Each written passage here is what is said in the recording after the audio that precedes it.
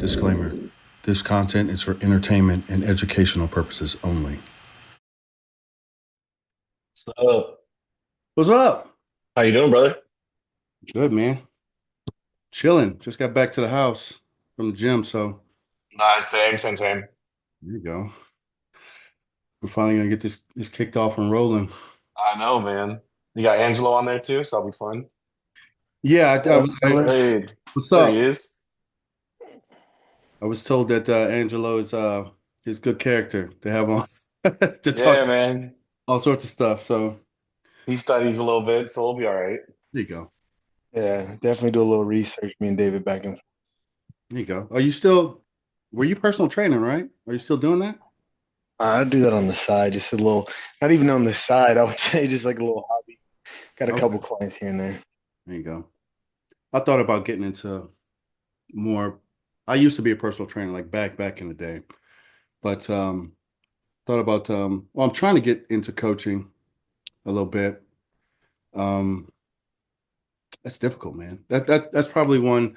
It's probably one thing we could talk about one time. Just about the business aspect coaching, because I know David, he's got a whole little empire going on. So just how he got that kicked off and everything. That'd be a good kind of topic to chat about. Definitely. Because the coaching side of things and the competing side of things is completely different in terms of like how you want to approach it, like expectations that you have for athletes versus yourself. Trying to balance that is major. Yeah, I can imagine. I don't shoot. Hey, can y'all see me and hear me? Yeah, we There got he you. is. Yeah. All right, cool. What up, man? How you doing? What's good, man? I just had to race over here. I'm Uh, at one of my clients. They own a squash club, and I was wanting to do it right after my client at Lifetime, but it was so loud. So I was like, you know what? Let me just race over here. Now I'm in their upstairs office. that's what's up, man. Yeah. Yeah, Well, Um, man, y'all, thanks so much for jumping on and trying to help get this podcast going, this Men's Physique podcast. So, this is the first official I guess iteration of the Physique Talk podcast. And really the idea behind this podcast is to get together, pros, amateurs alike, and show, I guess, the world, especially up and coming men's physique competitors, what it's really like to grind and hustle, to, be successful in the sport. Because I feel that, first off, there's not a lot of resources out there for men's physique competitors purely. I mean, eventually we might talk about some other divisions here and there. We might have people on from other divisions to get their perspective on men's physique and what it's like in the amateur and in the pro ranks. But I just I was sitting around and I was trying to find some resources around men's physique, and there's not a lot out there. There really isn't any. I mean, Alex Toplin has something going on right now with Men's Physique Radio, but as far as other sources, I really don't see it out there. I mean, there's, Men's Physique News Online, but uh, that isn't a consistent source of like information. What I'm saying? They're on IG every once in a while. They'll post about shows. I think what's the guy's name who runs it? Mike is his name? Yeah, Mike from Unchained Physique. Yeah, yeah. So, I mean, Toplin is really the only guy who's being consistent with posting information about men's physique. So I thought, man, well, why not? Let's get something going. I mean, there's nothing out there that says that I can't try to get something going with some people that I know, pros, amateur guys alike. So I just wanted to create something where, some of the competitors, men's physique competitors coming up, and those guys who are like have been in it a while can have a steady source of information to go to, because I definitely believe in using one another. It's kind of corny to say, but iron sharpens iron, right? So a lot of times when you put your heads together with other people of like mind, you can get new ideas and new perspectives on things that'll help you kind of keep you going. So yo, I could totally attest to that because like when I first started into like getting into bodybuilding, I kind of just attached myself to Angelo because like we had the same coach. He did like a workout, like a team workout, and I just found myself gravitating to Angelo. yeah, And if I didn't have him, it's literally, for me at least, it's like, okay, you have to pick a coach. There's no like registry, there's no like feedback. Like It's you just just kind of IG. have to pick a coach and you have to trust them, Yeah. Yeah. and that's your only source of information. Yeah. Mhm. So I was like, you know what? This guy looks like he knows what he's talking about. Like he is familiar with everything. So I was like, you know what? This could be I could attach myself to him. And it worked out great. Like we ended up going through like two coaches together and the philosophies were so different. So Mhm. Yeah. that's why I feel like this channel is going to be super successful because you don't just have to spend a ton of money and like invest yourself going in blind on a coach. You Yeah. can maybe come here, and I feel like we're going to talk about coaches. Like we're going to just give it to you raw, you know, like our experiences with other coaches and what we feel like is a good coach, because I feel like we've all had bad coaches at one point or another, Yeah. you know? Yeah. So I really feel like we should focus on that type of information for someone that's new or someone that wants to get into it. Yeah, absolutely. And then, that's kind of the point of this podcast as well, to be absolutely raw as possible. There are some, well, not to pick on, Men's Physique Radio, but sometimes they keep it PG, maybe PG-13, but we're going to get NR, rated R, maybe even X. You know what I'm saying? Because I think, it's funny. I have a lot of young dudes walk up to me, and the first thing they're talking about is gear, gear, gear, gear. And I'm like, hold on, man.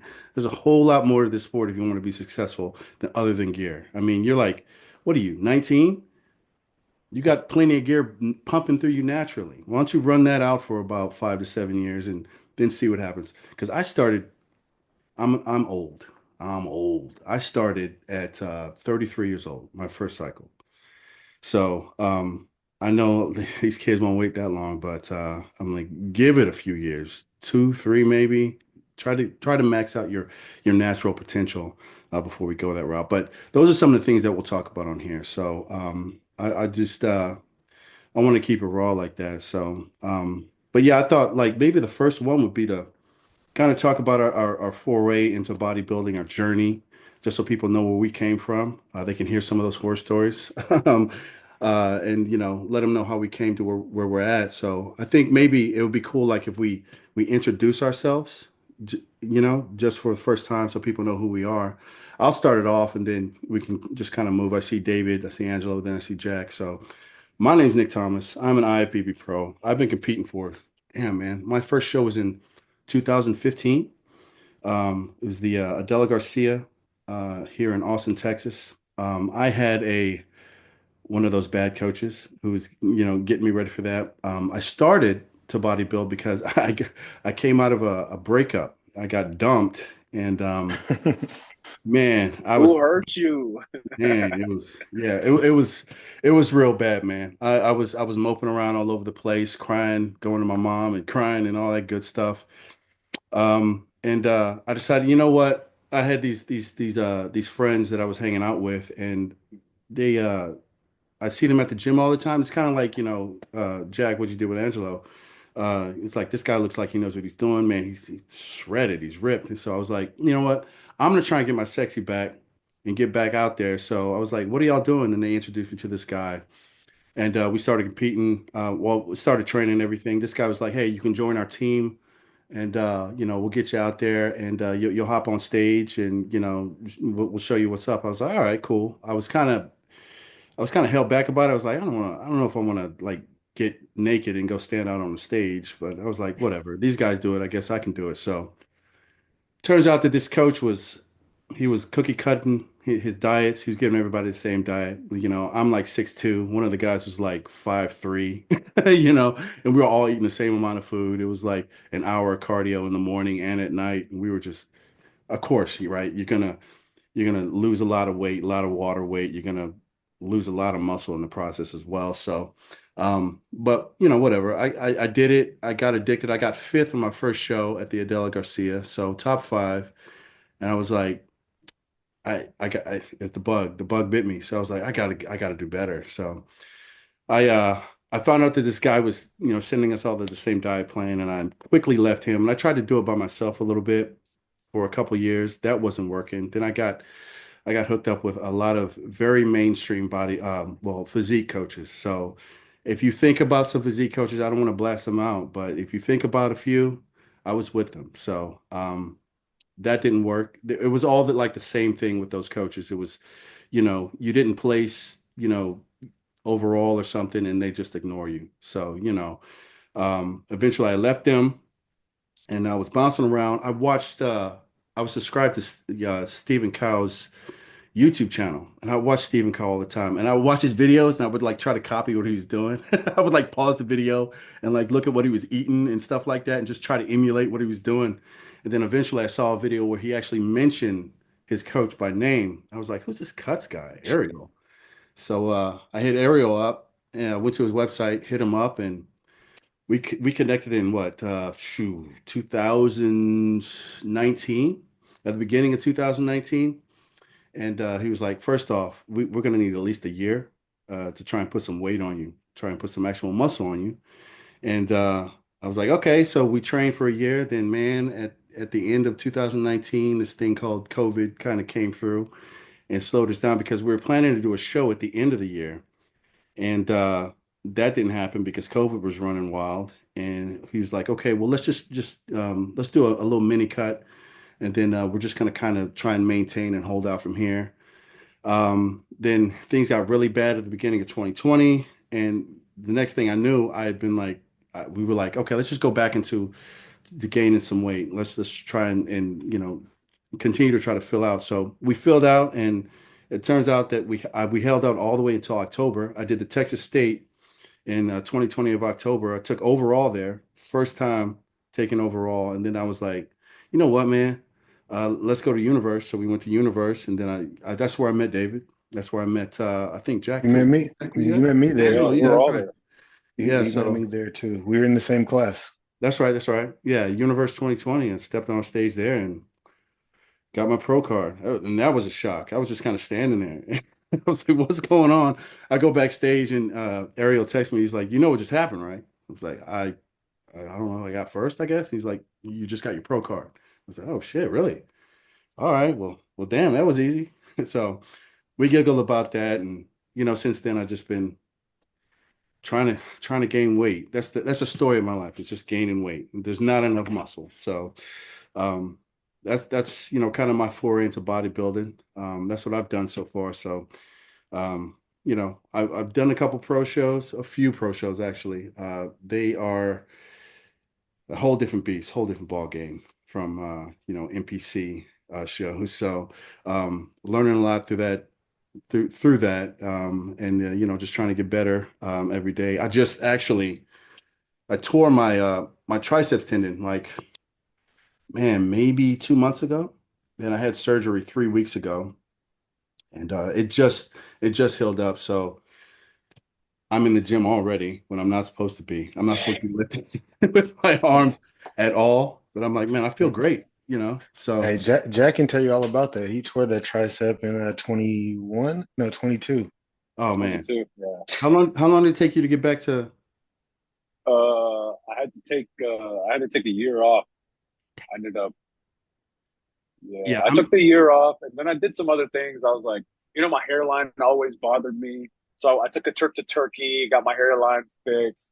But I stayed on like clean food, and yeah. then I picked up right like in January, right where I left off. I was still in shape, but I did lose quite a bit of size because that was 1 year, well, like one full year of off season with my Mm. coach, and I was like the biggest I've ever been with like a visible 4 pack.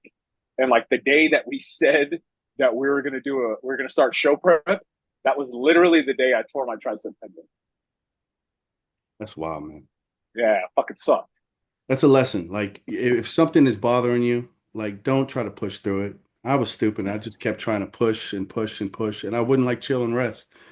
Next thing I know, I got to go press and just pow. I was like, it was loud too. Like Jesus. Luckily, I didn't rip it all the way off. It just ruptured. So like the tendon is, connected to the bone, and people will just rip it all the way off. But mine just kind of split in the middle. So all they had to do was go in and sew it back up and anchor it back to the bone. And I think that maybe that's why like I feel really good. Like I'm not pressing. Like I'm putting maybe 225s on the both ends and just messing with it a little bit, trying to strengthen it up a bit. But yeah, that sucks. So that's what I'm doing now. I don't know what's going to happen in 2025, to be honest. So if I can't compete in 2025, I think I might hang it up. I don't know because I need to chill. Again, I'm super old. So yeah, but David, what's up with you? Man, all right. So I started competing around the same time that you did. I was actually just fresh out of high school though. So I started my first show in 2014. I did the Branchmore Classic. I did teen men's physique. Pretty much I was a baseball kid growing up, and I had some lower level offers to play in college. And I just was like, all right, I wanted to go like major D1. I want to go to like the Texas, the Arkansas, those kind of schools. It was either that or nothing. So growing up, all like recruiters, coaches, whatever, they would say like, "Hey, you have the talent, but you need to grow. You need to get bigger to be like a D1 guy." So that's what got me into the gym. Fast forward to the end of high school, I started liking the gym more than I liked baseball. So I was like, "All right, I need to transition and kind of change what I'm doing to kind of go that route." Hey, And I I don't pretty want to much cut did, you off, but yeah. was that hard? Because you grew up like that was your love, I'm assuming, baseball. Honestly, yeah, and then it's like anything, man. Like it becomes a job and it becomes really hard, you know. So, and I grew up. It's kind of like competing now, man. Like it's you like you're around elite athletes. So like I have friends who are in the MLB and they're getting paid millions of dollars. So you kind of like have that realization where it's like I'm not that good, bro. You know what I mean? So I could have played at like a lower level D1 level, but like I Yeah. knew at the end of the day, like it would have got me a degree, but like it was no scholarship. It was, a lot of work for not really a big end goal. So I was in the gym, I was enjoying the gym. So I was like, bro, like let's ride this out. So and my mom competed too. So my mom actually got me into competing. She got me into this space, right? So she was doing figure back in the day. And so like she was kind of helping me in the gym, getting a little bit of like a diet structure going, whatever. And by the time I was in high school, I told her straight up, I was like, look, like I want to do this. This is what I'm passionate about. Like let's go all in. I want to full send this, right? Um, so literally, like I graduated high school that May. I think I competed in the branch war. It was like June, July, sometime around there. And I did team physique. I was completely natural. I had like very little diet structure. I showed up, and dude, I got absolutely torched. I think I got like 15th. I got 15th or something out of like 16 dudes, bro. Um, so I was like, holy cow. So at the time, the big guy that I was watching was Steve Cook. At the time, he's like an Olympian, but he was like the OG Yeah. YouTuber. So I was like doing his workouts, doing his diet. He was all over bodybuilding.com. Like I would look up any article that he was in. And I was like, I want to be this guy where he was like kind of like lifestyle icon. He was a pro bodybuilder. I was like, this is who I want to be like. So that's kind of where it got me into it. And I was like, okay, like I really want to commit to this. So then I went to school. And I was like, I still want to focus on competing and getting better and going that route. And that's when I honestly got into coaching. People would approach me at the rec center and at the gym and be like, hey, man, like, what are you doing? X, Y, Z. So honestly, that's what got me introduced to the coaching side of things was other college kids wanting to like look good for spring break or whatever, right? And then I still kind of took my licks competing, but that's the biggest thing. If I can give some kind of message to anyone is like, man, this sport takes a lot of time, and you lose a lot more than you're going to win. So I was still competing pretty much year after year, trying to like incrementally improve. My first national level show, I did Universe in 2018, and I was still self coached, and I think I got like ninth or tenth or something. And I was small. I was still very very small. So that's when I was like looking into hiring a coach. A lot of guys at the gym that I was going to were bodybuilders. So I was like, I told them they're all working with a coach, and I was like, I need to be like a bodybuilder in board shorts because I'm a tall guy. I was in class H, so I was like, I need to be a bodybuilder in board shorts. Like I need to gain 20, 30 pounds of stage weight. Like who's gonna help me slap it on? And they're like, oh yeah, like trust me, he's the man, like hook it up, like let's do it. So I signed on with him. I worked with him for a year and a half, and man, I grew a ton. I did grow a ton. So I think the heaviest I ever was in my life was like 200. I got up to like 255 in one Wow. off season, and the prep was tough. It was Yeah. tough, but I think I gained like 15-ish pounds of stage weight. And that's when I, started like winning some classes and doing a little bit better. And around that same time frame, that's when I switched to aerial cuts. And it was kind of the same thing. Like I was looking for coaches who were a little more attentive, a little more responsive, and a little bit more men's physique oriented. And there wasn't that many. And I was just DMing coaches and kind of like what Jack said, like there's no database of like, all right, like this guy has this resume, this guy has this resume, this guy's located here. It's just IG and who you know and what you see. So I found Ariel, and I was like, all right, like I want you to set like, full send it. I want you to turn me pro, whatever. And he was the only guy that really came back to me and was like, yeah, like I think you can do it. Like I think if you put the work in, you can make the progress and go with it. And he hit me up instantly. Like I think I DM'd him and he responded like an hour later. Whereas some other coaches like they responded like 2 weeks later, or they just responded with their price or whatever, right? Whereas Ariel actually had like a legit conversation with before signing with him. So I hired him and kind of put my eggs in my basket with him. Same thing, COVID kind of interrupted some things, and then we ended up doing like Universe, and that was my first time hitting the first call out at a national show. And then from there, 2021 it was just kind of like slowly improving. So I think I improved my placing like 1 or 2 spots every time. So I went from like 8 to like 7 to 6 to 5. So it kind of built up and titrated slowly. And then in 2022, I did another regional show, and I told Ariel, I was like, "Look, I want to win, bro. Like, I was like, I'm tired of the fifth place, fourth place, whatever. I was like, I want to win." So I did a regional show. I did the Cooklow Classic in 2022, That you and didn't actually tell took. anybody about that, I didn't tell even anyone though about it. me and I didn't you tell were like anyone about it. besties, and you didn't even tell me about it. I had to find out on IG And during the honestly, though, show. that goes into like, and I tell my athletes this too, man. Like, it's keeping your stress low and just like focusing on you too, because that's one problem I see with a lot of people, man, is they just post everything and it takes away the joy. You know what I mean? Like it's like you're so stressed where it's like, oh man, like I looked up the Cooklow Classic Instagram and I see there's a guy that's around my height and I think he might beat me. And it's like, bro, Yep. fuck that, bro. Like you're Yeah. ruining your own journey, man. Like, Yeah. because at the end of the day, bro, if you post it, if you look at something, that guy is still going to show up. And if he beats you, he beats you. You know what I mean? So like just show up and go with it. So yeah, I just showed up. I literally like didn't tell anyone. I had told my mom, I told my wife.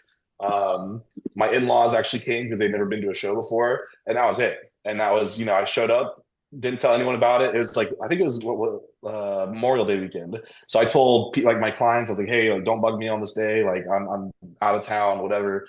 And then I just posted like, hey guys, like I won. So I won the overall there. I think it was like 2 or 3 weeks after that was NPC Junior Nationals. And I went in there and like my lineup was really good. So I think the whole first call out 1 through 6, they're all pros. Um, and I remember there's some guys that had beaten me before, and there were some guys that like had been 1 or 2 spots away from turning pro that were in that group. And I remember I was like, damn, like here we go. And I remember I was like in the first call out, and I was in the center, and I just held that box pretty much the whole time. I ended up getting second, and after that, I was like, all right, like let's go do Universe. Like we have to do Universe. Yeah. So Universe was a couple weeks after that, and then that was the same situation. And the only other guy that was kind of I was worried about, I had just beat a junior national. So that was the show where I was like, Yeah. I'm going to be a pro. We're going to get it. So Yeah. since then, I jumped straight into it. I went to the pro circuit in 2023. Did okay in a show. Did my pro debut. Did meh. I did the Mile High Pro in 2023, and I was kind of in the middle of second call out. So that was like my best pro showing to date. And then this year, 2023, honestly, like it just goes to this. That goes to say, like, goes to show that your outside life really matters because I had like I got married. I was traveling like every weekend for my own clients, and I did 2 shows, and man, I got absolutely torched. And honestly, I think it was just like accumulation of stress, trying to prep too early, trying to just handle too many things where I didn't give myself and the proper time to grow for one, and then to actually prep and get dialed in for the other part. So for me now, I've really focused on the coaching side of things. That's an area that like I really enjoy. And then for 2025, I may compete, I may not, but I'm kind of, just kind of waiting out because it takes time. Like I said, man, like it's for this sport and to actually improve and do what you want to do in the sport, you got to be willing to put in years and years and years to actually see and yield the benefit of seeing progress improve and go over time. So that's kind of where we're at right now. There you go. Man, Angelo, what's up? All right, so my story is it's a little similar to like everybody's, right? I started in 2017, this bodybuilding journey. For me, it all started realistically because I was a college basketball player, Mm. and competitiveness was my thing. I completely ruptured my patella tendon early in 2017, and I was like, man, I need something to do still to be competitive because obviously, after college, I just kept playing in men's leagues and doing stuff like that. But the doctors were like, you're never going to be as expensive as you once were. So I was like, okay, well, what can I do to be competitive? And at that time, I couldn't do anything with legs, period. So I knew a girl who was competing. She turned me on to her coach, and he was like, "Yeah, we could do it. You don't have to worry about legs because at that point back then they didn't care about legs at all for men's physique, right? Yeah. So it was like in board shorts and just and do it. And I remember my first prep back then. I was also doing sneaker reselling. So my first prep, I paid for it by giving a dude a pair of Yeezys for his girlfriend. Like that's how I got the first prep. So I didn't even pay for coaching, right? Oh man, that's dope. It was a barter system. Gave him some Yeezys for his girlfriend, and he coached me through my first prep. Um, so I kind of did the same thing that you guys. I did it all natural at that time. I think in 2017, yeah, I was 33. So I got into the sport a little much later than you, David, but probably around the same time as you, Nate. Are you So hold one sec? Are you guys hearing I him? Is he can't really cutting out? hear you. Yeah, I think you're like cutting out. you guys can't hear me too well. Yeah, it's just Nah. going in and out. All right. Let me try something different. Hold on.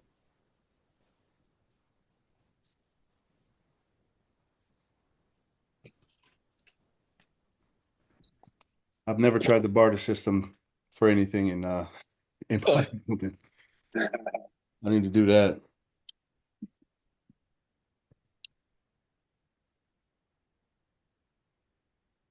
Oh man.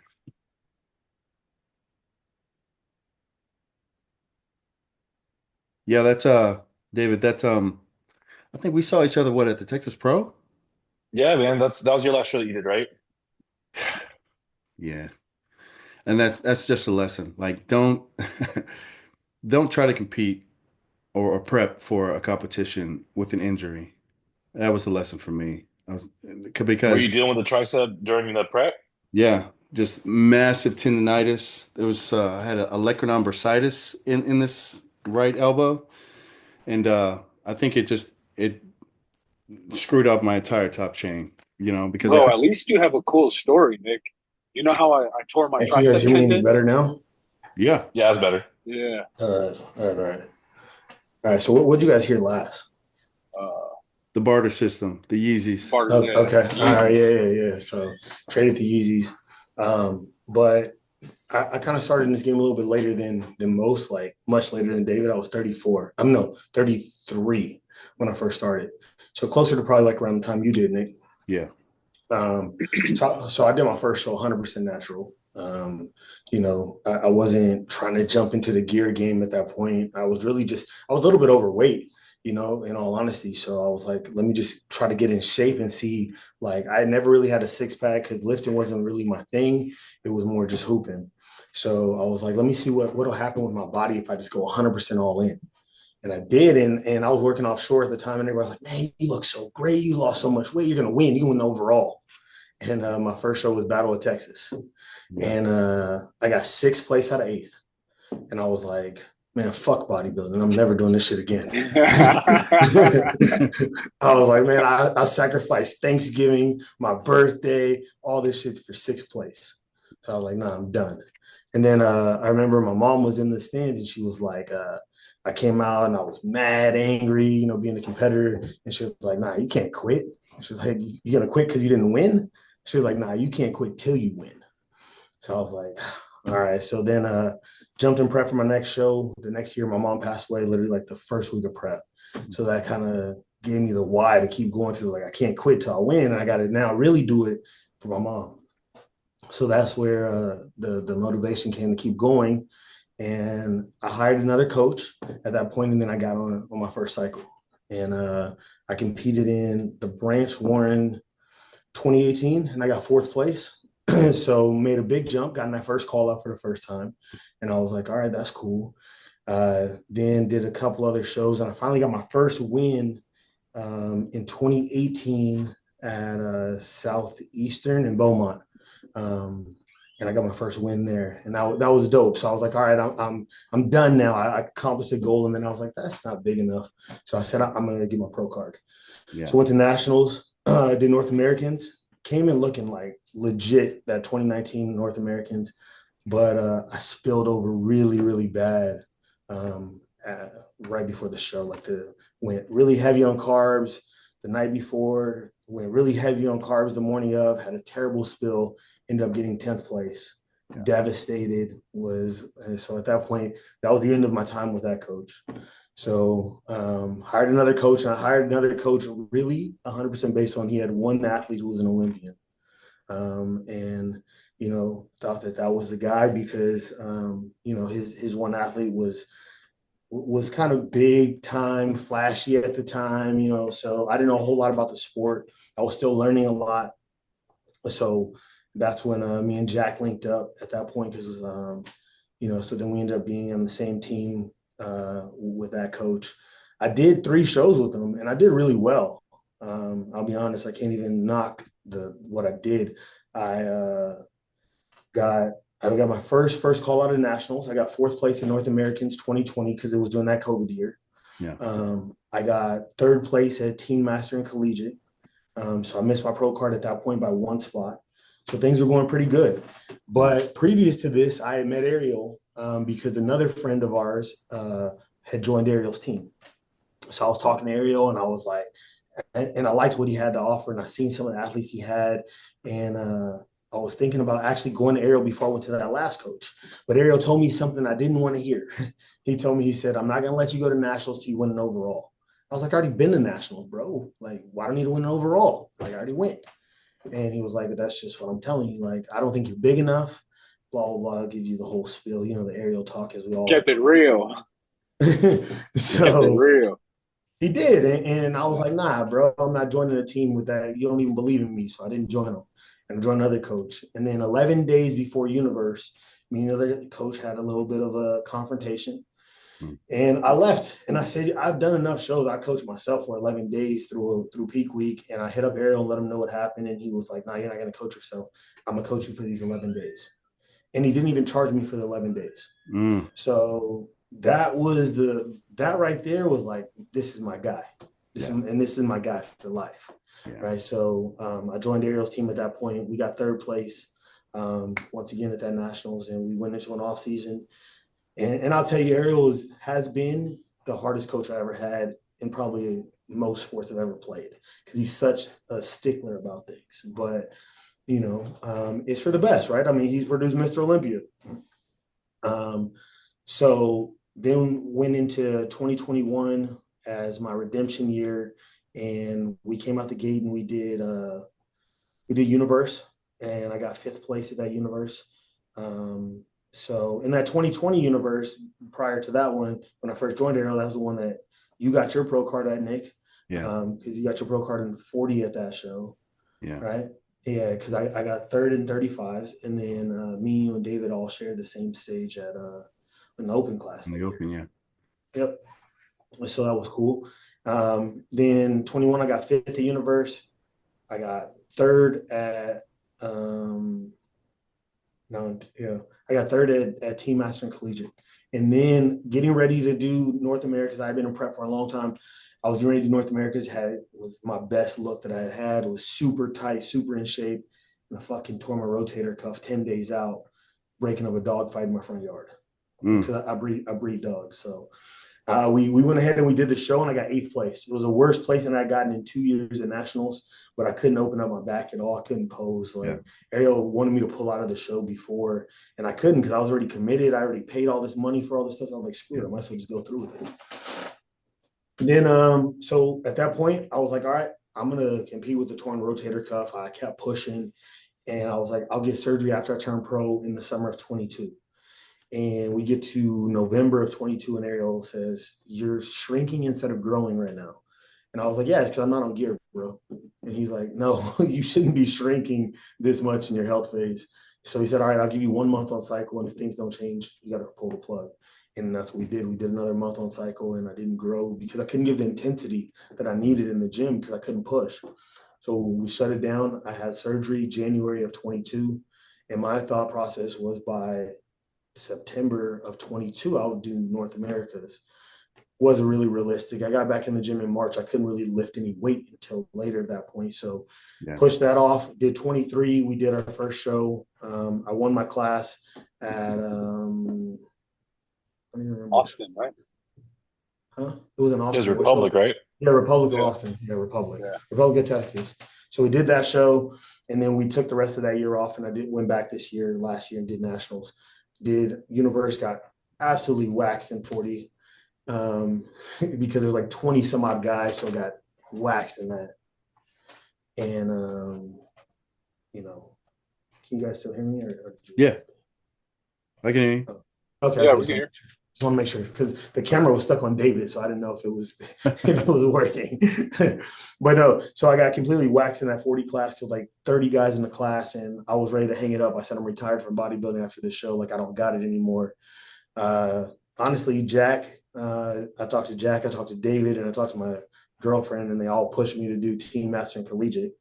And I got second place. So I missed my pro card once again by one spot. So that's where we are today. We're in off season now, preparing to make another run at the pro card in 25 summer. Yeah. Yeah, man. That's crazy. Yeah, it's It's it's been a lot. it's funny how you can mess your own self up by being hard-headed. You know what I'm Yeah, saying? of That's me course. too.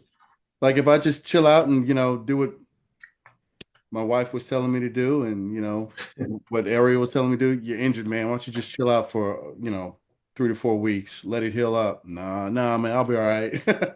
Bow, just ripped and blew something out.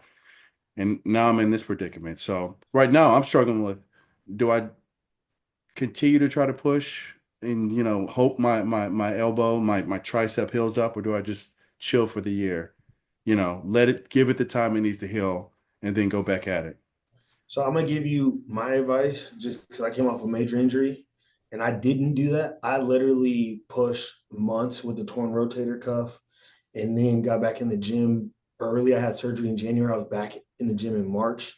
Mm, And I just set myself back longer. I mean, yeah. literally, like, because if I would have probably just did what Ariel told me and what the doctors told me and really sat down and really let myself heal, I probably would have been able to compete in 23 at the national level. But instead, I set myself back by trying to jump in preps and do all this stuff that I was small. Like prior to 23, so my last national run, I was probably hitting the stage about anywhere from 211 to 217, depending on what kind of look we were bringing. My first show back at Republic, I was 199. Mm, damn. Yeah, because I literally I lost a lot of muscle and I kept pushing, trying to get through preps without letting myself really heal and put the muscle back on. Yeah, how tall are you? So 6'1".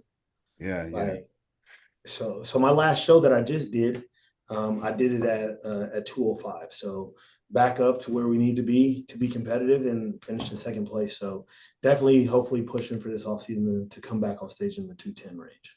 That's what's But up. like I say, Nick, take the time because I pushed it and I Yeah. end up on stage at 199 looking like a damn cancer patient. Damn. All right. Yeah. I know. I know. All right, Jack, what's up? Yo, can you guys hear me? Am I like loud and clear? Yeah. Hmm. Okay, cool. Yeah, so my journey is completely different from you guys. Like completely different because I've always been in the gym. So like I have a football background coming out of high school. So I've always been a gym head, like lifting weights, but I always ate like an offensive lineman, like a defensive lineman. So like I've always been a fat boy. Like my whole life. I was round, chubby, whatnot. So when I got into the gym and I would lift weights, what got me into it was I became a personal trainer. And the only reason why I became a personal trainer is because one of the GMs, he's like, I always see you in the gym. I want to train with you. I'm like, okay, I'm just copying workouts that you learn from high school and whatnot. So I pushed him. He did my workout. We were doing like shoulders and arms, and he ended up like throwing up. And he was like, "Bro, I need you on my staff. I want you to build this program up." I was like, "All right, cool. I'll get a certification and whatnot." So that's kind of how like I broke into personal training, and from there, I just started building up this program, this personal training program. I started learning about the body, like the mechanics, different exercises, and I still was chunky. Like I was round, but I was strong. Like I'm super strong. So I was just learning, and I was like, one day when I was like building up this business, I was like, you know what? Kind of want to look hard. I want a six pack. I've never had a six pack, and I was like, I'm gonna pick a show and get a six pack. And that was like my biggest motivation. That was my thing that got me through my first prep. Was I think it was back in 16 or 17. And for me, I got waxed. I continued to get waxed because bodybuilding didn't become serious for me until honestly I met Angelo and I got a coach uh, that I stuck with, not just for show prep. Yeah. So like, yeah, I did shows. I probably did like 3 or 4 shows. I even did like a national show with a coach, but I never dieted year round. So like I would be spinning my fucking tires, like doing a show prep and then placing just sheer because how hard I work. Yeah. Like I'm just a work hard type of guy, right? So in prep, I go all in, right? But after show, like I would eat like how I would like normal, right? Yeah. And for those of you that are just getting into bodybuilding, you can't do that, bro. Like this is a year-round sport, and if you want to see real growth, real muscle maturity, it's a year-round thing. It's 365, and I didn't learn that until I got to my coach before I this current coach that I have, and that's whenever I started dieting year-round, and I started using gear year-round, and that's when I started to like see major growth and also like more success like in my placings. I got like top 10 with my old coach, and it went really well. And that you know your goals shift as you get deeper and deeper into prep, deeper into bodybuilding, you know. And that's when I really wanted to become pro. So when Angelo jumped, he jumped ship to another coach. I had a bad experience with that coach. He kind of ghosted me. Uh, my last 2 weeks into universe, Angelo hooked me up like with opposing coach, and he kind of helped. He did my prep the last 2 weeks, and it was the hardest thing I ever did in my life, bro. Guys, Straight I fish did diet. fish and asparagus for 14 days straight. Fish and asparagus. No, Six no carbs, bro. Just fish and six asparagus meals, for 6 meals a 6 meals day, a day. 6 meals a day. It was cod and fucking asparagus, bro. Man, you did that I've suicide. done it. I've done it. Bro, I was before that, I was like sitting at 210, and universe when I stepped on stage, I was 185, bro. I was And literally hey, 185. Jack, but that's the one time in life that I called you frail, and you never let me live that one down. To this day, bro. Like to this day, when we're in the hotel room, he's like, "Bro, you're looking kind of frail. Your legs look frail." And to this day, I made a post after leg day. I was like, "Hey, do I still look frail?"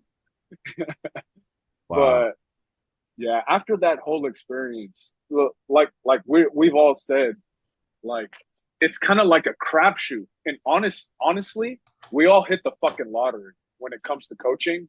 It might have took us a while, but we found our guy.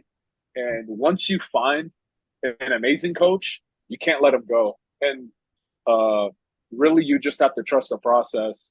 And that's pretty much what we all have done. Is you listen to your coach, you invest all this money, you got to go all in, and That's essentially what we all did, what I did. And our my first year, my first competitive year, show prep, I got sick and my body wasn't responding, and it sucked. And Ariel was like, "Yo, do you really want to do nationals, North Americans?" And like I had gotten this far with him, and I was like, "Yeah, let me push through." And we didn't get the outcome that we wanted, and it sucked, right? And I wasn't just listening to my body. So after that, we took the year off, and this is whenever I did my first real full off season Yeah. uh, with my current coach, and man, I got huge. I got up to 250 with like a visible four pack, like I was saying earlier. And I wish I had like a cool story like Nick, how I tore my tricep tendon. But yeah, my shit was I was grabbing all the grocery bags from my car and I tripped and fell in front of my house and severed the tricep tendon, landing on the corner of the concrete. And literally, it all came crashing down. Like Yeah, I it would. sucked. I would keep that to yourself. Don't tell anybody else. Yeah, bro. What kind of fucking bullshit story is that, dog? Like, I want Oh, to say like I was hitting 500 on bench press, but no, bro. It man. was all the grocery bags at once that did me in. Okay. Well, damn, man, that sucks. Yeah, I wouldn't even, if it makes you feel better, I just had 145 on each side and I was, and it popped. So it wasn't anything Yeah, too crazy. fuck. Yeah, it sucked. So then, like I said, I had that time off. I got my tricep repaired. They stitched it up, and then I took the time off. Like I, literally the day of the surgery, I had oatmeal, eggs, and like I literally was like, do you know what happened for me? Was I got scared that bodybuilding was gonna get taken away from me, Yeah. and I was like, yo, whatever I'm gonna do next, like yeah, I can't lift for the next 4 or 5 months, but I'm not going to get out of shape. And that's for damn sure. Yeah. So that's when I was able to go into the gym, man, I was doing legs 3 days a week. I was doing like glutes. I was doing everything in my power to like stay relative, like in shape, in the right mindset. Yeah. And I was dieting, like I was on 100, and everybody was like, "Yo, you're fucking crazy!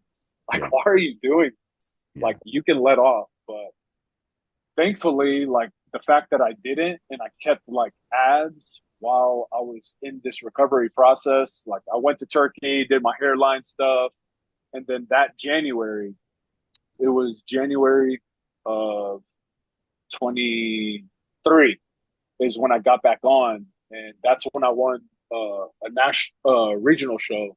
That was Branch Warren, and that was my first prep, and we went hard. And then right after that, we did we did Universe, and I got I think fifth or sixth, which was like the best I've ever done. And then we did TMC, and I got like third or fourth. I think I got fourth. And this year, this I guess I want to say 24, we did Universe. I didn't do a national regional show. Um, I just did Universe, and I got sixth place, and I shut it down, and I just wanted to get bigger shoulders, a bigger back. I could have done a show like 10 days later, Yeah. but I felt like the package that I brought to Universe, even if I solidified like my posing, I still had the same like question marks. Like I need a thicker back and I needed rounder shoulders. So I was like, let me go ahead and take another off season like I did before I hurt my tricep. And I know if I put the work in with this coach and with this protocol that I can get to that level, and I already know that I can shred down because I've done it before with Ariel. Yeah. So that was the decision for me that like I need to go ahead and take a full year of off season, not try to like just jump from show to show. Let me take it down and shut it down and go through this health phase and go through a proper off season again Yeah. because I know I'm capable of doing it. And that's kind of like where I'm at right now. Is I'm full head of steam in an off season and looking forward to 25 and earning my pro card and then doing some damage at the pro stage.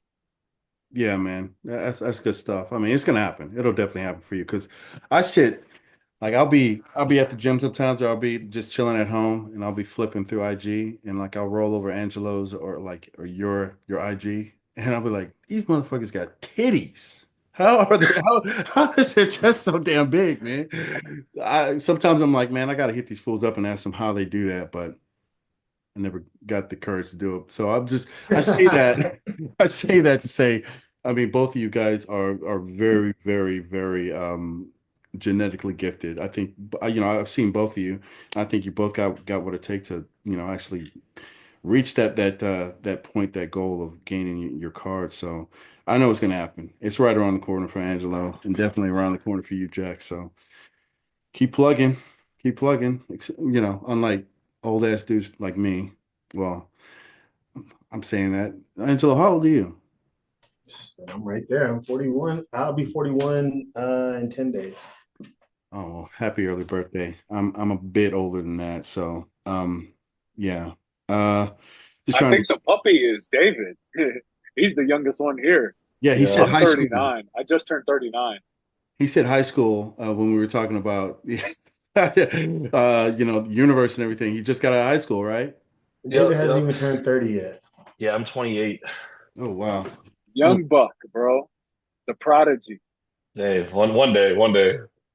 But that was cool, man. Thanks for sharing, you guys' journey into, bodybuilding where we're at now. I think that'll really resonate with a few people out there, hopefully a lot. Kind of show guys that, guys who are hard-headed, guys who have had injuries, guys who think that, it's going to happen in like a year or two.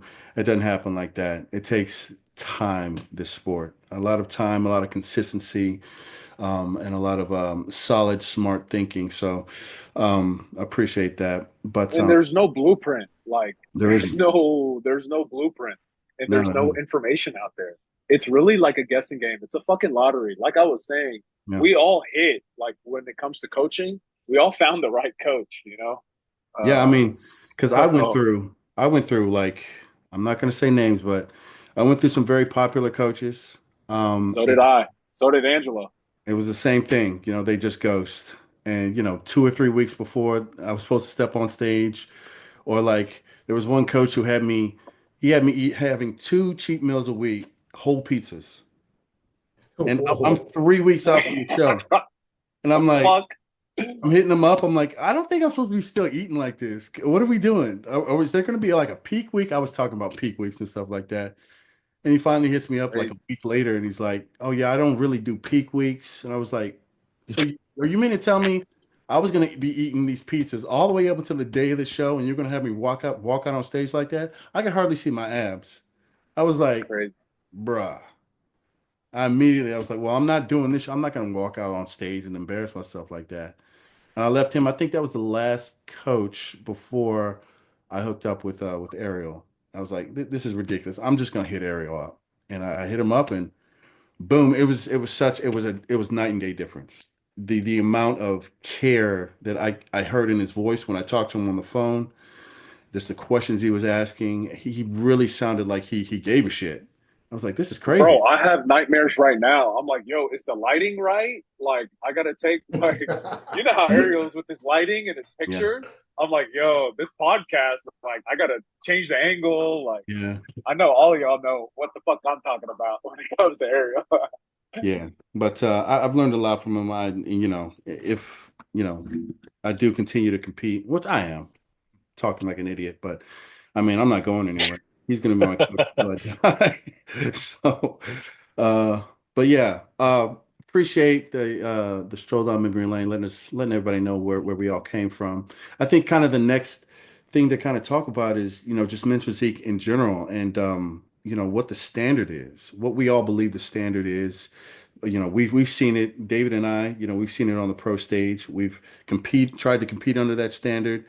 Angelo, Jack, you guys are trying to meet that standard so you can reach that level of competing against other guys who are trying to get their pro card. So, I mean, I think like maybe kind of trying to understand what we believe the definition of the standard is, because when I think about men's physique, the division of men's physique, their standard, the physique criteria is, good symmetry. And when I think of symmetry, I'm thinking from left to right, right to left, right?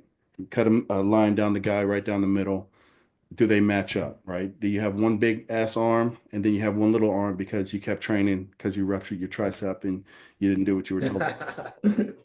Or, and then there's balance, right? And when I think of balance, I think of it two ways. I think from the top to the bottom. So if you cut a line through the guy through his waist, does the bottom match the top?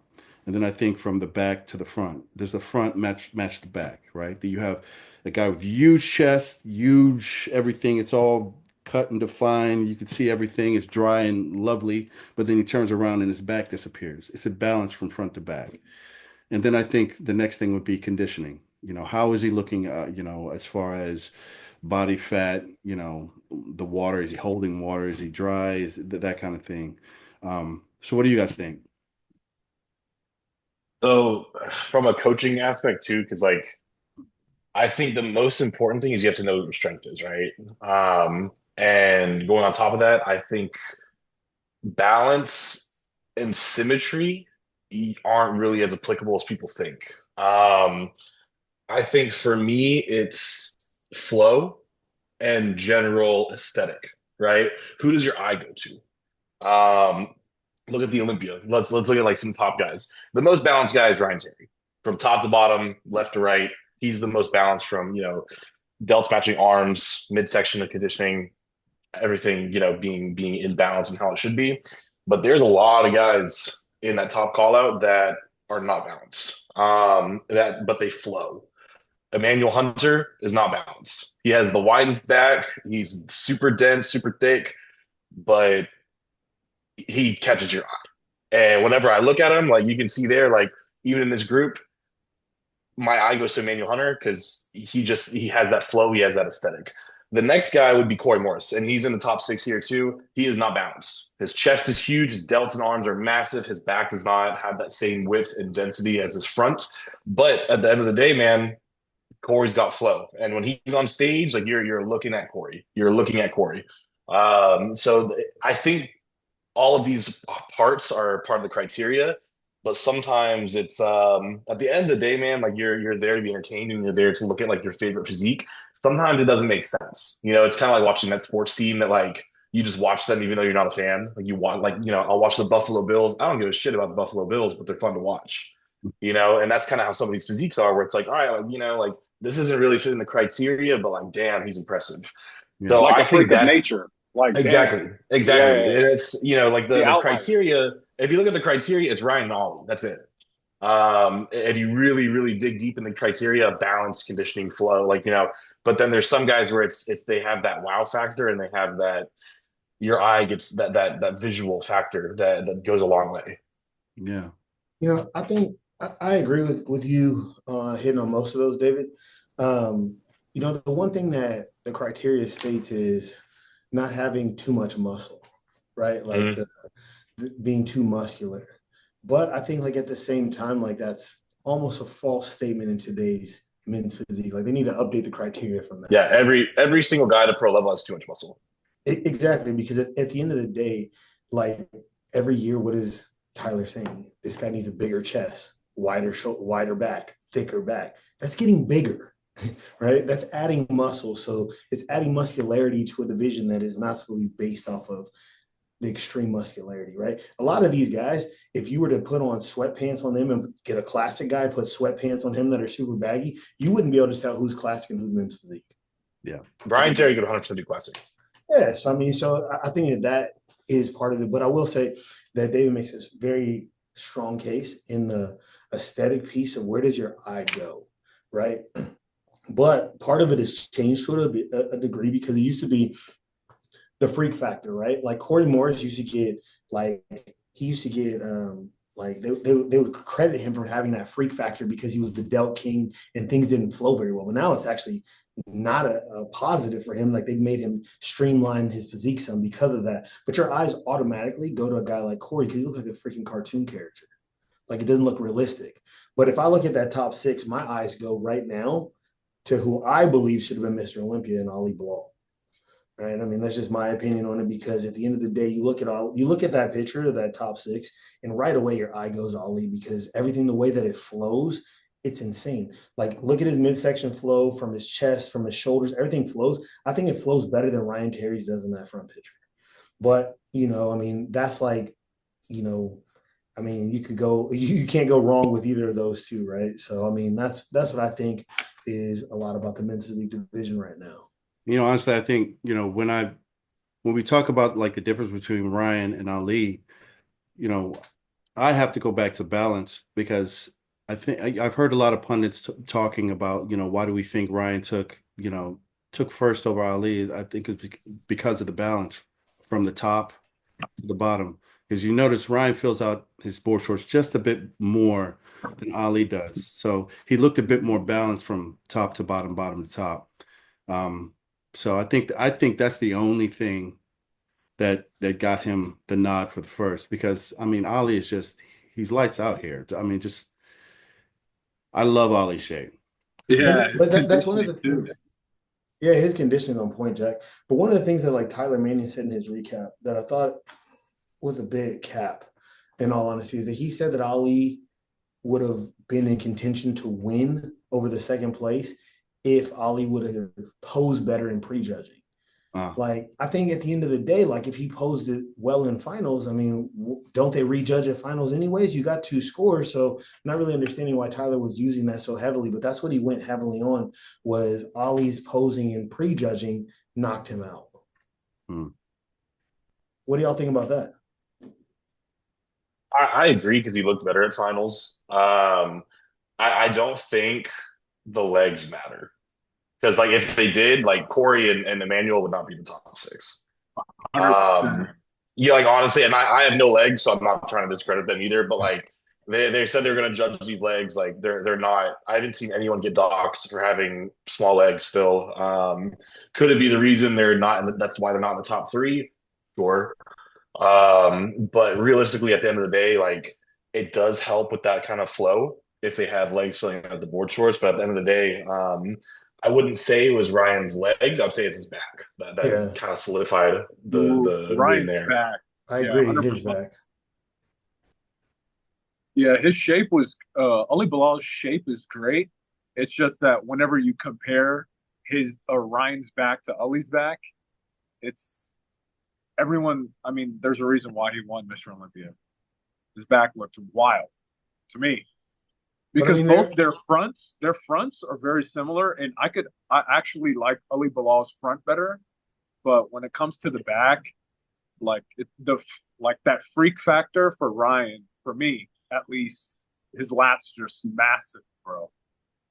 yeah, I mean, his lats come out further. If you look at this picture right here, his lats come out further than his delts. Right? I mean, Yeah, that's insane. Yeah. Right? freakish.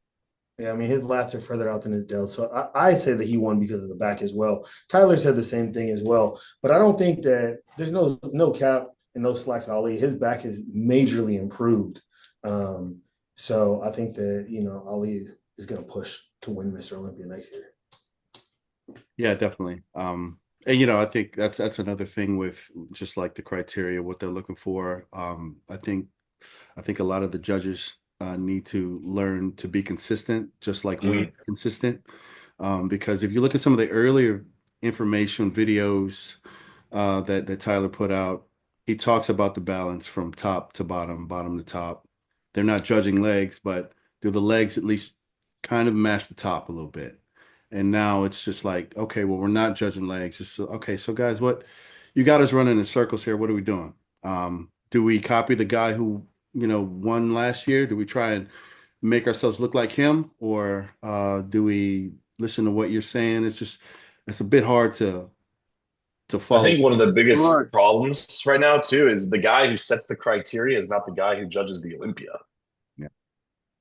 You know, Yeah, like man, We have that's Tyler very judging true. every major show, and then we get to the Olympia, and it's Steve. You know, and we know their judging style is insanely different. So I mean, it's I think Tyler's doing a really good job of informing people, being like, this XYZ is why people are winning.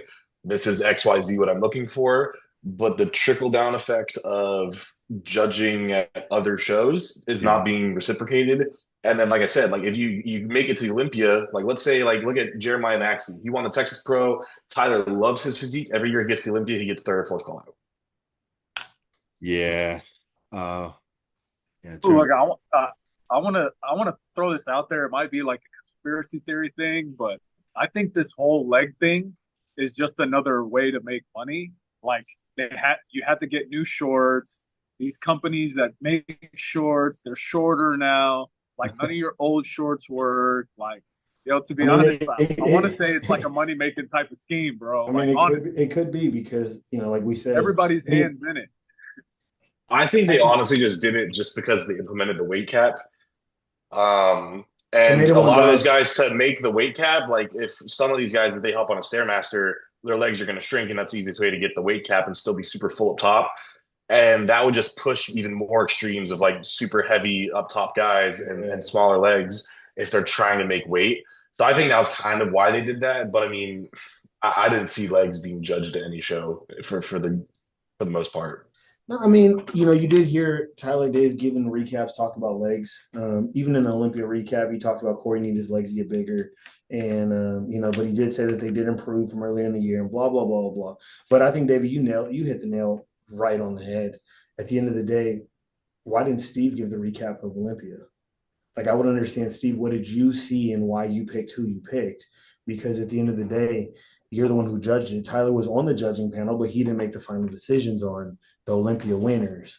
So I think that's where the consistency part. And when we talk about consistency, let's talk about from top to bottom, right? Let's talk about from Olympia all the way down to your regional shows. Like, you can't tell me that we have the consistent criteria that we're supposed to be following from top to bottom, because I see guys at NPC shows who don't fit any type of criteria that I hear Tyler talking about, but they're winning on the NPC level, right? So I think that the criteria needs to be standardized, and maybe you must need to take all these NPC judges and y'all have a workshop or something so that everybody's on the same page, because I don't think that they're on the same page across the board. Yeah. What do y'all think about the actual weight cap? You think that's going to stick around? I don't. I don't. I I think don't it's going think. I to think stick. I think it will. I think that we I think actually, it's good for the me and sport. I think it's good for the sport. David and I talked about this recently. Like, we believe that there's possibly another division coming. Yeah, I think there has. That's what I was going to say. I think there has to be another division because we've talked about it. Like every men's physique guy is getting more and more muscular, especially at a regional level too. Like when I first got into this game, the guys that were winning were not very big. Even guys at like an Olympian level. Like if I had my physique that I have now 10 years ago, I'd be a top five Olympian. Um, give or take, but the divisions are getting more and more muscular. And a lot of guys genetically can't attain that. Two, they don't want to push gear, food, or time for that matter that much. So I think they have to kind of maybe look into another division that's a little bit less muscular, where they don't have to worry about a weight cap, where you have a little bit more variety in the body type, the genetic capability, and the overall kind of want to, if that makes sense. Like bikini is Like kind of a like that beach body, intro. like a beach body type. I think it'll have to be kind of like how Men's League was supposed to be originally. Because I mean, like, look how popular Classic is. Like, but for a long time, it was either you're a pretty boy Men's Physique guy or you're an open bodybuilder. And now there's a huge influx of people where they outgrow physique and they go to Classic, or there are guys that were like, all right, I don't want to take 17 IUs of GH and Slim daily to push up to 300 pounds or whatever. Yeah. And now Classic is arguably more popular than bodybuilding. I would say more. It's not even arguably. I'd say it is more popular. So I think especially if you look on the contrast with women, women have seven divisions, and I know they're implementing something even smaller than bikini in the next year or two. So I think men will have to follow suit, and they're trying to make it more. You see the NPC and the IFBB trying to stray away from drug usage as well. You can't be a men's physique pro without taking drugs. That's just call spade a spade. Unless you have elite 1% genetics, It's just not happening. And then if you do make it, you're never going to be successful at the pro level. Like realistically, It'll like be very hard. there's a handful of pros who are natural, but those handful of pros are not making the Olympia unless they're going through the national setting, and then they get waxed at the Olympia. Mm-hmm. I think Ed and Betty Pariso, I think they're doing that, right? Is it like Beachbody or whatever? Yeah, but they're doing they like got some dinnerware and stuff too. They got some weird stuff going on over there. Like they got like this elegant attire wear and where you wear a dress. Yeah, they on got stage. cocktail party, the cocktail party division, bro. What are they doing? What Like they got going on? WBFF stuff? Yeah, Who's on stage and everything? but I mean, that's why they have those huge arrays of categories. Though, is they're going to draw money in because there's going to be someone that goes, that's me, I can do that. Yep. And I think the NPC will eventually get to that point too. Because look at men's physique guys, man, and they're like, Did you freeze? like at the end of the day, like they're at at an intro level. Like if someone wants, let's say someone does start a little bit later, so they say they start, at 30 years old, like they may never make it to being as muscular as they need to be. Like you have to have guys start at 20, 25 to build that amount of tissue to be competitive at that level. Yeah. Okay. Wow. Yeah. I have not. I need to hang out and go to some regional shows just so I can see what's going on. I haven't been to an NPC show in forever, so I have no I idea. mean, so I'm just saying right now, like I have 6 or 7 athletes competing in the men's divisions this weekend at Texas State. I think if I take any of them to nationals, they will all probably place in the top 5, or at least the first call out. So like these regional shows are getting legit. Like they are what pros were being kind of turned out like 5 years ago. Wow. Keep in mind, this is just Texas, though. Yeah, Texas is a the whole different yeah, breed. yeah. Because I This is I see also regional shows at different states, and I'm like, what? 100%. Yeah. 100%. No, the 100%. West Coast NPC shows are trash. Well, Yeah, like for example, I have an athlete of mine who he's from Georgia and he did the show in April in Texas here. It was his first show, and I think he got like second or third in open, like first in novice, whatever. And I told him, I was like, look, if you did a show back in Georgia, you probably win the overall. And he's like, oh, okay, like we'll see. And then he did a show in Georgia and he won the overall. So, and we didn't peak him, like we didn't do anything. We Wow. just had him go. But I will say that goes back to what we were talking about with criteria, right? Like the criteria across the board is not the same, right? The criteria to the West Coast and the East Coast, and that's been something that people have talked about for years, right? Like if you're a bigger guy, you need to go to the East Coast. If you're a smaller guy, you go to the West Coast. Like it should be across the board the same criteria and the same judging. Yeah. Huh. Okay. That's what's up. Yeah, because I have noticed that, just from where I'm standing, is that some states are way more, I'll say advanced. They have more advanced amateurs than certain states. Like Texas is great. Florida is really great. Yeah. I don't know about like New York. New York is supposed to be The Northeast in general is decent. They have a couple shows like that are very big. yeah. Honestly, there's some weird states, man. Like Ohio is pretty competitive.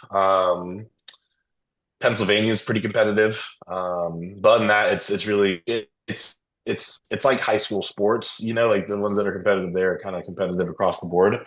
Yeah. And some places like it's popular, but the quality of athletes not that great. Like I think California has a ton of shows, but I'm not seeing guys that are winning overalls that could go to a national show and be competitive. They should at probably the end of the day, bro, bodybuilding is subjective, and this is just how the sport is. Like some judges in California, they're gonna call it different from judges in Texas. You know what I'm saying? At the end of the day, it's 100. It's not like a race where you're running 100 meters and you beat the guy next to you. Yeah, you win. This is completely different, subjective. No, Yeah. I agree with you on that, Jack. But this is a question I have for you guys, right? So even on the pro level, so Nick and Dave, you guys are on the pro level, right? A lot of times you hear like, okay, well, I need to go to a Steve Judge show, or I need to go to a, Tyler Judge show, or something of that nature. I need to go to a show that, Sandy's judging or whoever's judging based on what I look like. Like, how do y'all feel about that? when we talk about criteria. Now we're starting to get into the politics of the whole. I don't know that it's politics, though. I think that it's body types. Yeah, I think that's just doing your homework. I mean, as a coach, like They have a preference. These judges have preference for sure. yeah. Sandy tends to like guys who are a bit more muscular up top, and very, very conditioned. Tyler, anytime you hear Tyler speak, he's always talking about the upper chest. Yeah. Anytime he's doing a video, he needs more 100%. upper chest, more upper Yeah. chest. I'm like, come on, guy. How much more upper chest can a guy put on? Like for me, when I asked about the weight cap, because for me at the Texas Pro, my weight cap was 231. I weighed in at 228. And my problem was I need more muscle. Where the fuck am I gonna put it? Where? I got 3 pounds to play with.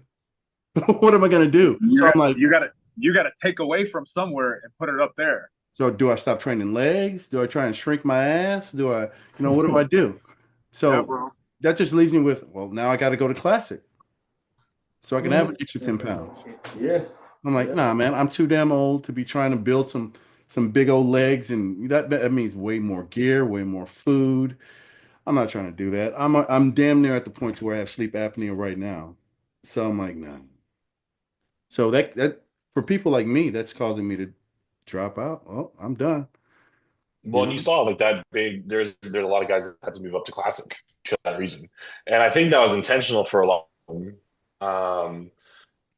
But I just don't know. Like I think you're a taller guy, so you're being close to that cap is a little more rare. Like all these guys that were kind of class B, C, D, like going through the ranks, a lot of them were pushed out for sure. They're struggling to make weight. Yeah. Bro, do you know who I'm so excited to see and where he's gonna go and what division he's gonna be in? Is that Brazilian dude, Kaique? Oh, he's Um, classy for sure. That dude looks like an open bodybuilder, bro. Yeah, no, no, he's blown up. he's He definitely looks gonna make open. he's gonna make a push in that classic physique this year for an Dog, Olympia. ain't nobody, Dino, not nobody needs to show up. Kaique, I'm telling you, he's gonna win the Olympia next year, bro.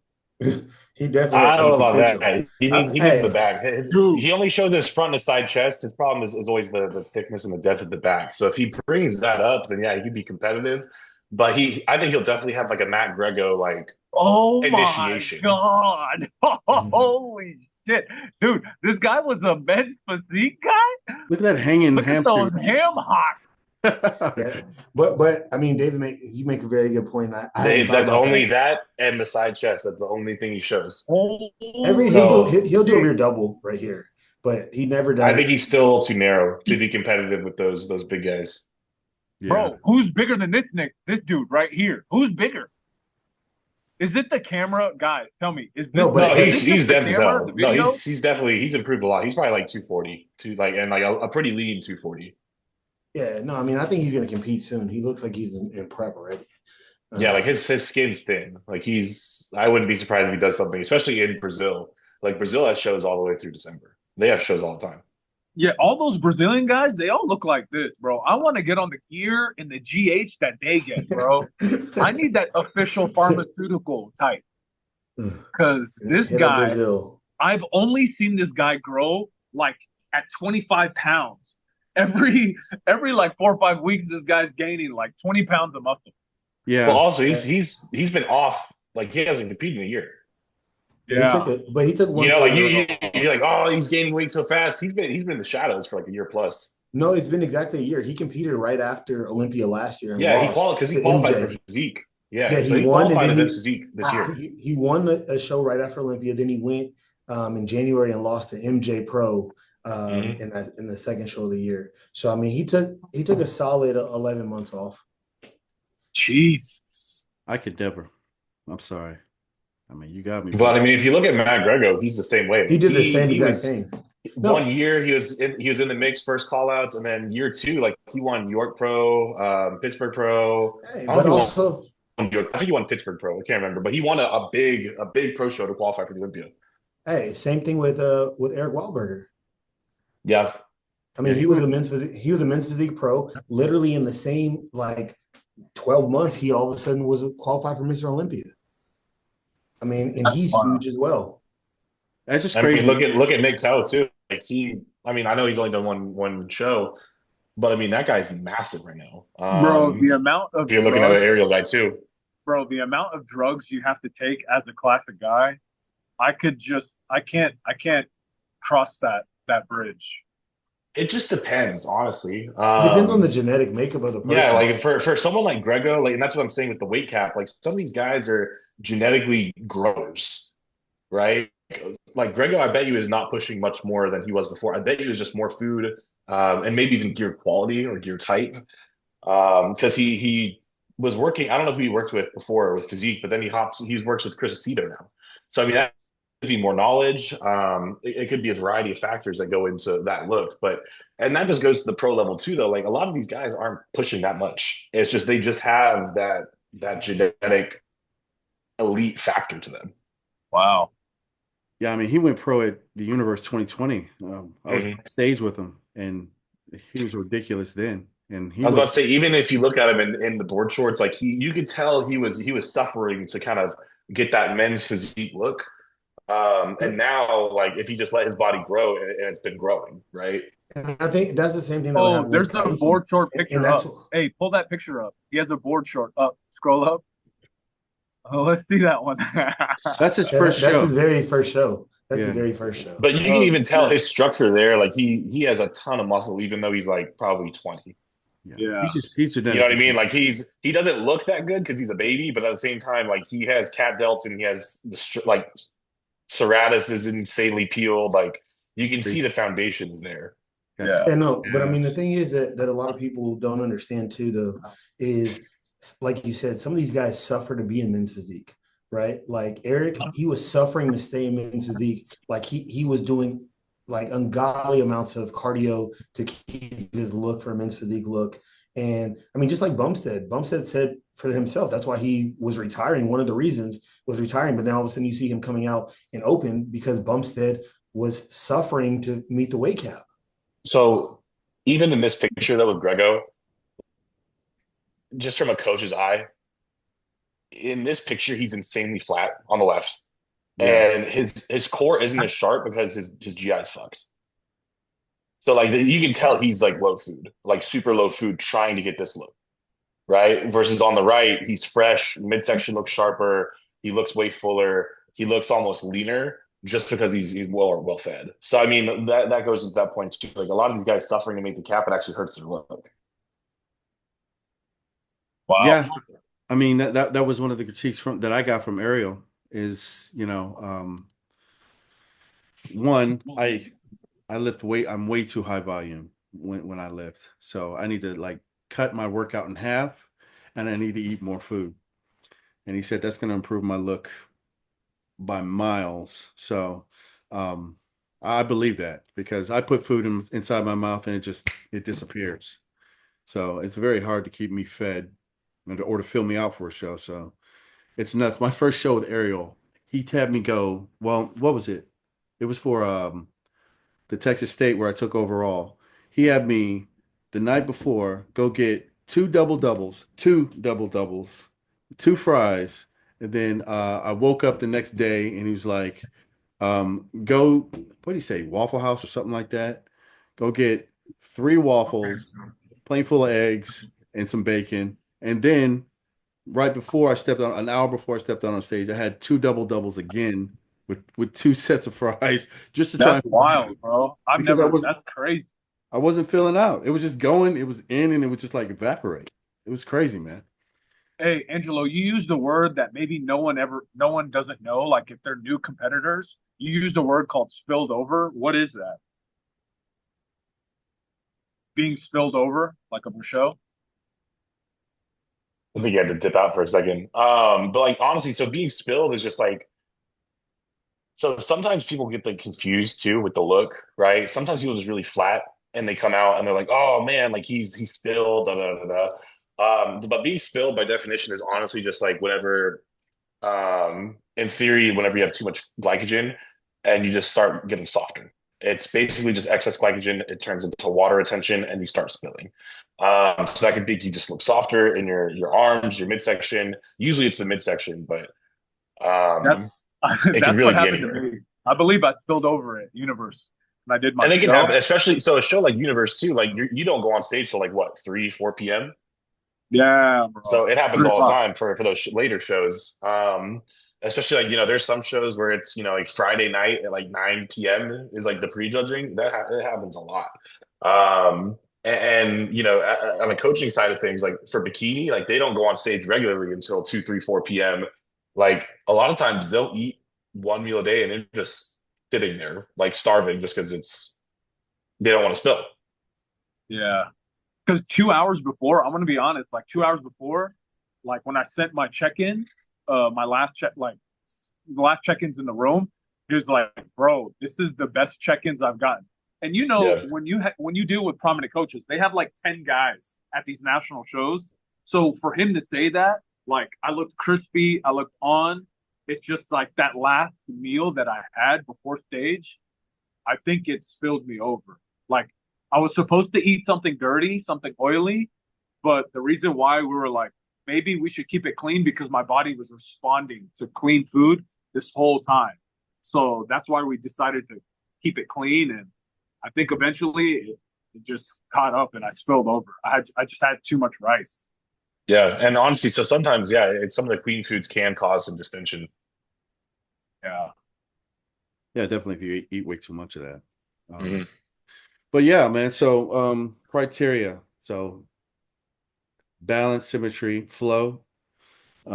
Legs aren't as important as you may think. I mean, they're important, but it helps with the flow from the top to the bottom. Is that kind of correct there? You guys think? That's what I've kind of noticed. Yeah, like it always definitely helps whenever you have, the shorts are hugging your legs a little bit. But especially like at a regional show too, like at the pro level, yeah, they're probably looking a lot more, deeply into kind of structure and because the competitors are just much more even on par, like, with one another. But at a regional show, like I don't think we'll ever get to a point where someone gets docked for having smaller legs, if I'm being honest. Yeah. Okay. What do you think though about like what Tyler said earlier at the Arnold this year that Corey and E-Man were docked because of Emmanuel. their legs? I think the Arnold threw a lot of people for a loop because Diogo came out in a Speedo. And he came out like he did. His His shorts shorts were were tiny. insanely short. And Diogo, that was the best Diogo's ever looked. So Diogo won. I think if Diogo would have wore his normal ass shorts that were down to his knees, he would have won. That's the best Diogo we've ever seen.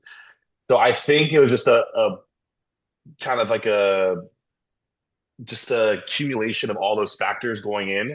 Because I mean, it was really just Diogo, E-Man, Corey, right? I don't think No, Aaron did this year's Arnold, no, right? yeah, but remember, Corey and E-Man got like fifth and sixth. Yeah, that's true. So it wasn't like they were top three. Like they were That is knocked true. way back in that Arnold Classic. I But then, mean, like, let me just go off of like that. Then, like, the Arnold was definitely like a statement because I think a lot of guys are like, "Oh crap, we got to train our legs." But if you look at like mhm. the Texas Pro, the Republic of Texas Pro, St. Pete Pro, like all those shows that Tyler was judging, Yeah, I didn't see anyone where it was like, they got majorly docked or, like a winner wasn't crowned a winner, but for that reason. yeah. Yeah, I mean, I think we already kind of talked about it, but it does like when we look at Corey right here, like just even in this picture, his top body looks like it's a good 50 pounds heavier than his than I his mean, bottom, right? it does, Nick. But if you look though, if we're being really honest, right? Corey's freaking delts are crazy. But if you look at the flow, if you go back to Mhm. the other picture, if you look at Corey's flow from his lats to his legs, it flows. And he looks the most natural It despite having looks no it. legs. Even though his legs aren't big, it flows. Now his delts don't flow because obviously his delts are insanely huge. But if you look at him from his midsection to his legs, like that flow is there. It actually looks almost like the cleanest flow out of most people, right? Like, I mean, Aaron, if you look at him, his legs have gotten bigger from years past, but he doesn't have that same flow that Corey has. Is sleek of a flow to me. Like Corey's flow is sleeker than Aaron's flow. That's just crazy. The conditioning in this picture is fuck. It's freaking nuts, man. Nuts. He's an alien. He's an alien for sure, bro. That's Look at ridiculous. that. Look at his waist. But let me ask you guys something about Corey, right? Especially you, David. Like Corey gets docked because of his back. His back is tremendously wide and it's thick. But is it really anything he can do about his genetic makeup of his high lat insertions? Not really. Not enough to where it'll make him like Ebanks will beat him every, that's just a genetic shortcoming. Um, I think he's improved a lot. Like if you even look at him from like 20, like from since he signed on with Ariel and he's been working with Ariel, I think he's improved progressively, year to year, show to show. But yeah, like that's kind of what I was touching on earlier is like there's sometimes just genetic limitations where someone might beat you every single time as long as they're 80% on. And that's just how it is. Because if you look at Corey and you're watching this video, as we all are, you can't tell me that he was off. He didn't miss. No. And there's nothing he can really improve. What can he improve from looking at this video that's going to make him win? I mean, everyone says his back. Like he can get, bro, like the man's back is thick as it can be, as wide as hell. He just can't make his lower lat insertion change. Mm-hmm. And I Yeah. think honestly, his waist actually hurts him in that regard It does. because it makes him look like he's like too small. Yeah. I mean, I've gotten that critique, drop your lats. I'm like, how I'm supposed to reach inside and pull my lat muscle down and connect it all the way Yeah, to the bottom? Like, what do you want? What are you I've talking got the same problem because my lats are super high, like they insert really high. Um, and like you can see here in this front shot, the lat is good. It's really just genetic structure and how it inserts. And Yeah. you can even see here in this shot, he's downsized. Yeah. Look at the chest and look at the shoulders and arms. Like it may not be dramatic, but he's downsized to get more of a streamlined flow, and his placing is still sixth place. I just don't see Well, he Corey. got even leaner too, like his conditioning's even better. So like Yeah, I can't. he's pushed more to be smaller. I don't see Corey, unfortunately, placing any higher because of genetic limitations. Well, we also have to go into account that like this year's Olympia was quote unquote weak. There was a lot of guys that were not in this mix that are usually in this mix. So like there was no Kyron, there was no Brandon, there was no even Buendia. I know he was barely in the first call out, but Buendia, No Andre Ferguson. no Ferg. I think Ferg's probably the age father time finally caught up with him, but like, I know there's even more. Diogo wasn't in this mix. Diogo is a top five guy every single year. So, I mean, I think Corey could get pushed out just because of just genetic potential, honestly. Yeah. I think and that's just kind of a journey that we all got to kind of walk Hmm. when we compete, I mean, the understand. dude's still top 10 in the world no matter what, like I'm not trying Yeah. to take anything away from him. But I mean, I think, and Corey will probably know this too. Like he'll, you can work for it, but like there's so many guys on the rise. Like, Ollie came out of nowhere. He's pretty much solidified himself in that mix. I think Vitor is gonna, kind of solidify himself in that mix. Edvon now second time in the top five. Edvon, I think, could get too big eventually, but I think Edvon will probably be in there. When he's on, he's on. I think there's a lot of guys that could creep up that were, just outside the top 10. I think Ben Quill's improved every year dramatically. There's a lot of guys that are kind of nibbling at his toes, ready for the top six. Yeah. Yeah. Hey guys, I got to bow out. I got to run to my next client. So, you guys keep going. I got to step out. Yeah, we'll probably wrap it up here in about 5 minutes. Didn't intend on going for like 2 hours, but yeah, man. So I mean, I think this was good. A good kind of start to the podcast. I think we'll get a couple going before like I release this one because I wanna release I wanna make at least two or three and release them all at the same time. So there's not just one hanging out there in the ether. So what do y'all think about this format? Like just how we talk and just chat like this. I mean, I I think it's like it. I good. think honestly, I think if there's an audience watching, having people give some feedback on what we want to like, what they want to talk about, or even having like an actual kind of like topic of the day. Because honestly, Maybe have a couple segments, like a couple yeah, segments, like and like maybe like an outline of what we want to stay the course of. Yeah. But I think the banter, like the conversations, they run flow, like they're very flowy. So I don't think we'll have a problem. I just think we need a little bit more structure. Yeah, that's gonna be my thing is because like honestly, like it's even if it's super super niche, like I can talk for an hour on freaking Masteron. So like whatever how niche or minute it is, like we can probably get a good amount of content with it. So Yeah. um it Yeah, just depends what definitely. we're trying to talk about today.